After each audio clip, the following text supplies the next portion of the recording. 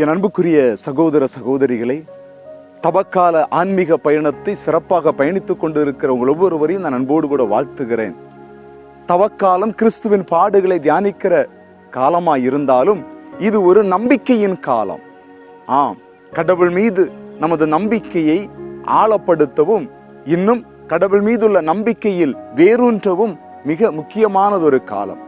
ஆகவே இந்த நம்பிக்கையை குறித்த ஆழமான சிந்தனையை வழங்கி இன்றைய பயணத்துக்கு உதவியாய் இருக்கிறவர் ஆத்துப்பதி புனித வனத்து அந்தோணியார் ஆலய பங்கு தந்தை அருட்தந்தை முத்தப்பன் அடிகளார் அவர்கள்.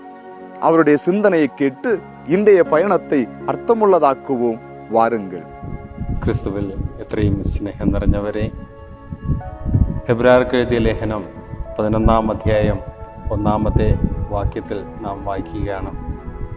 വിശ്വാസം എന്നത് പ്രത്യാശിക്കുന്നവ ലഭിക്കുമെന്ന ഉറപ്പും കാണപ്പെടാത്തവ ഉണ്ട് എന്നുള്ള ബോധ്യവുമാണ്. ഇത് നാം തപസ് കാലത്തിലെ 2-ാമത്തെ ആഴ്ചയിലെ വ്യാഴാഴ്ചയിലേക്ക് കടന്നിരിക്കുകയാണ്.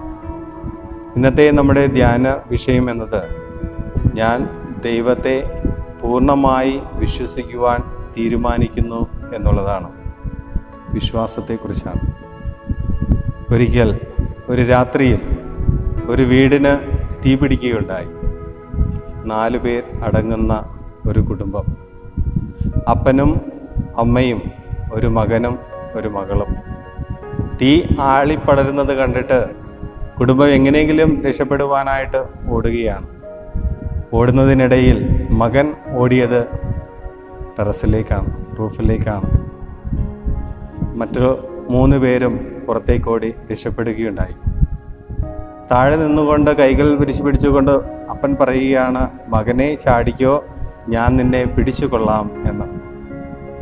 എന്നാൽ മകന് അപ്പനെ കാണുവാൻ സാധിക്കുന്നില്ല. കാരണം തീയും പുകയും ഒരു കറുത്ത അന്തരീക്ഷമാണ് സൃഷ്ടിച്ചിരിക്കുന്നത്.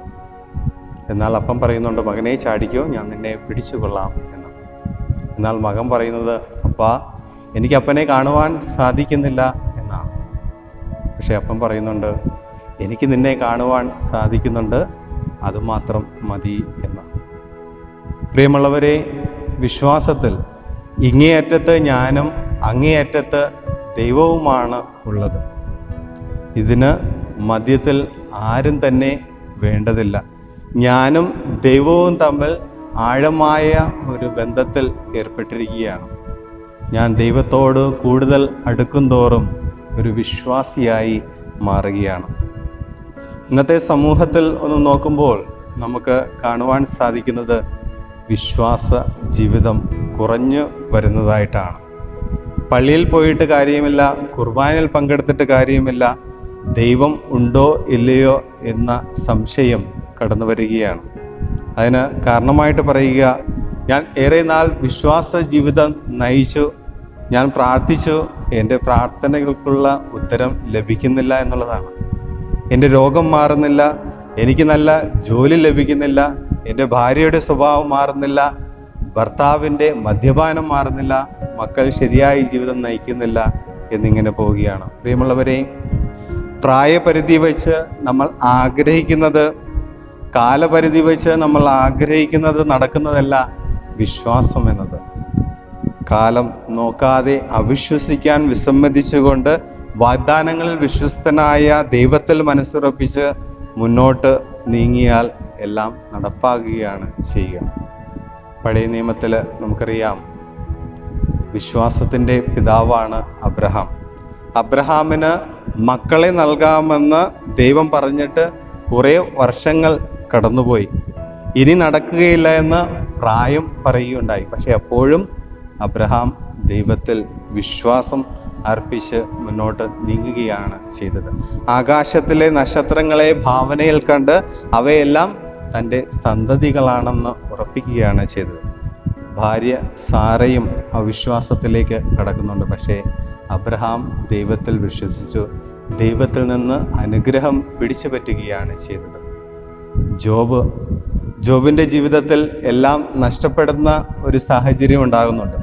പക്ഷേ ജോബ് ഒരിക്കലും ദൈവത്തിലുള്ള വിശ്വാസം മാറ്റുന്നില്ല. ദൈവത്തിൽ വിശ്വസിച്ചുകൊണ്ട് എല്ലാം ജോബിൻ്റെ ജീവിതത്തിലേക്ക് തിരികെ ദൈവം നൽകുകയാണ് ചെയ്യുന്നത്. അതുപോലെ തന്നെ യാക്കോബ്, ജോസഫ്, നോഹ ഇവരെല്ലാം ദൈവത്തിൽ വിശ്വസിച്ചുകൊണ്ട് ജീവിച്ചതിൻ്റെ ഫലമായിട്ട് ദൈവം അവരെ ഓരോരുത്തരെയും അനുഗ്രഹിക്കുകയാണ് ചെയ്തത്. പുതിയ നിയമത്തിൽ നമുക്കറിയാം വിശ്വാസത്തിൻ്റെ പ്രതീകങ്ങളാണ് പരിശുദ്ധ കന്യകാമറിയവും വിശുദ്ധ യോസേപ്പ് പിതാവും. ദൈവവചനങ്ങളെ വിശ്വസിച്ചുകൊണ്ട് ദൈവത്തിൻ്റെ പദ്ധതികൾക്ക് തങ്ങളെ തന്നെ പൂർണ്ണമായി സമർപ്പിച്ചതിൻ്റെ ഫലമായിട്ട് നിരവധിയായിട്ടുള്ള അനുഗ്രഹങ്ങൾ അവരുടെ ജീവിതത്തിൽ ലഭിക്കുകയാണ് ചെയ്യുക. വിശ്വസിക്കുന്നത് പ്രത്യാശയിലാണ്. പ്രത്യാശയാണ് നമ്മെ വിശ്വസിപ്പിക്കുക. ഇന്നത്തെ ഒന്നാം വായന ജെറമ്യാ പ്രവാചന പുസ്തകം 17:7-8 വാക്യങ്ങളിൽ നാം വായിക്കുകയാണ്. കർത്താവിൽ ആശ്രയിക്കുന്നവൻ അനുഗ്രഹീതൻ, അവൻ്റെ പ്രത്യാശ അവിടുന്ന് തന്നെ. അവൻ ആറ്റുതീരത്ത് നട്ട മരം പോലെയാണ്. അത് വെള്ളത്തിലേക്ക് വേരൂന്നിയിരിക്കുന്നു, അത് ഫലം നൽകിക്കൊണ്ടേയിരിക്കുന്നു. ഇതിനെ കൂടുതലായിട്ട് വിശ്വാസത്തെ കൂടുതലായിട്ട് ഏറ്റുപറയുകയാണ് ഇന്നത്തെ പ്രതിവചന സങ്കീർത്തനം. കർത്താവിനെ ആശ്രയിക്കുന്നവൻ ഭാഗ്യവാൻ എന്നാണ് പറയുക. ഇന്നത്തെ സുവിശേഷം എന്നത് വിശുദ്ധ ലൂക്കായുടെ സുവിശേഷം 16-ാം അധ്യായം 19 മുതൽ 31 വരെയുള്ള വാക്യങ്ങളാണ്. ധനവാന്റെയും ലാസറിൻ്റെയും ഉപമയാണ്. ലോകത്തിൻ്റെതായ ആർഭാടങ്ങളിലും സന്തോഷങ്ങളിലും മതിമറഞ്ഞ് ജീവിച്ച ധനവാൻ തൻ്റെ മുന്നിൽ കഷ്ടപ്പാടുമായി കഴിഞ്ഞ ലാസറിനെ കാണാതെ പോവുകയാണ്. മരണശേഷം ധനവാൻ ഇപ്പോൾ എവിടെയാണ്? നരകത്തിലാണ്. സ്വർഗത്തിലുള്ള ലാസറിനും അദ്ദേഹത്തെ സഹായിക്കുവാനായിട്ട് സാധിക്കാതെ പോവുകയാണ്. പ്രിയമുള്ളവരെ, നമ്മുടെ വിശ്വാസത്തോടുള്ള ക്രിയാത്മകമായ പ്രതികരണത്തിൻ്റെ അടിസ്ഥാനത്തിലായിരിക്കും നമ്മുടെ രക്ഷ എന്ന ഈ ഉപമ നമ്മെ ഓർമ്മിപ്പിക്കുകയാണ്. നന്മയും അനുഗ്രഹവും ഐശ്വര്യവും വിജയവും ആഗ്രഹിക്കുന്നില്ലെങ്കിൽ തിന്മയെ നാം ആഗ്രഹിക്കുകയാണ് എന്നാണ് അർത്ഥം. ദൈവം എല്ലാം അറിയുന്നതിനാൽ ഞാനൊന്നും ചോദിക്കേണ്ട കാര്യമില്ല എന്ന് നാം ഒരിക്കലും ചിന്തിക്കരുത്. കാരണം റേഷൻ കാർഡുള്ളവർക്കേ റേഷൻ അരി കിട്ടുകയുള്ളൂ. നമ്മുടെ സംസ്ഥാനത്ത് എത്ര അരിയുണ്ടെങ്കിലും റേഷൻ കാർഡ് ഉള്ളവർക്കേ അതിന് അർഹത ഉണ്ടാവുകയുള്ളൂ. ദൈവത്തിൽ എത്ര നന്മ ഉണ്ടെങ്കിലും അത് വാങ്ങാനുള്ള താല്പര്യം നാം കാണിക്കേണ്ടിയിരിക്കുന്നു. വാങ്ങാൻ താല്പര്യമില്ലാത്ത സമ്പന്നർ ആകരുത് നാം ഓരോരുത്തരും. ആയതിനാൽ ഈ തപസ് കാലത്ത് കൂടുതൽ ദൈവത്തോട് അടുക്കുവാനായിട്ട്, പ്രത്യാശിക്കുന്നവ ലഭിക്കുമെന്ന ഉറപ്പോടെ, കാണപ്പെടാത്തവ ഉണ്ടെന്ന ബോധ്യത്തോടെ നാം ദൈവത്തിൽ പൂർണ്ണമായും വിശ്വസിച്ചുകൊണ്ട് ജീവിക്കാനുള്ള കൃപാവരത്തിനായിട്ട് പ്രാർത്ഥിക്കുകയും അതിനായിട്ട് പരിശ്രമിക്കുകയും ചെയ്യാം. നമുക്കിപ്പോൾ പ്രാർത്ഥിക്കാം.